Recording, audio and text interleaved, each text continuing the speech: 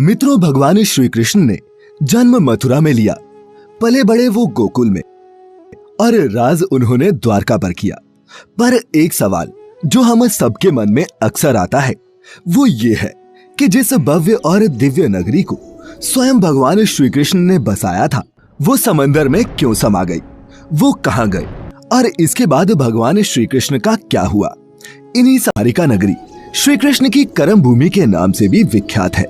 महाभारत में वर्णित कथा के अनुसार भगवान श्री कृष्ण ने जब कंस का वध किया तब जरासंध ने प्रण लिया कि वो कृष्ण और यदुवंशियों का समूल नाश कर देगा और जब भी जरासंध को अवसर मिलता तो वो मथुरा और यदुवंशियों पर दावा बोल देता। उसका अत्याचार रुकने का नाम ही नहीं ले रहा था। ऐसे में यदुवंशियों की सुरक्षा के लिए श्री कृष्ण ने मथुरा को छोड़ देना ही बेहतर समझा। मथुरा छोड़ने के बाद उन्होंने समंदर किनारे एक दिव्य और भव्य नगर की स्थापना की जिसका नाम द्वारका रखा गया। यहाँ आने के बाद वो अपने प्रियजनों के साथ सुकून से जीवन यापन करने लगे।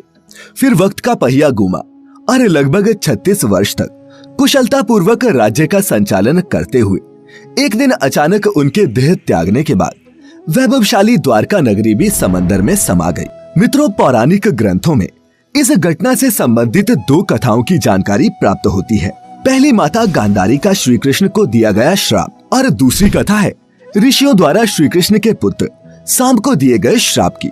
महाभारत का युद्ध समाप्त होने के बाद महर्षि व्यास के शिष्य संजय ने जब गांधारी को ये बताया कि पांडव अपने साथियों और द्रौपदी सहित हस्तिनापुर आ चुके हैं तो उनको बड़ा मानसिक कष्ट हुआ। फिर भी किसी तरह उन्होंने अपने मन को संभाला।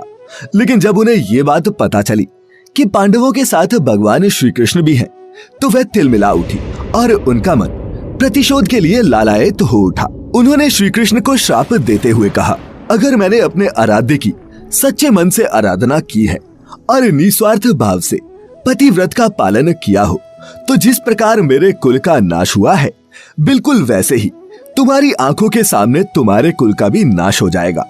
तुम्हारी ये आलीशान द्वारिका नगरी तुम्हारे सामने समंदर में डूब जाएगी।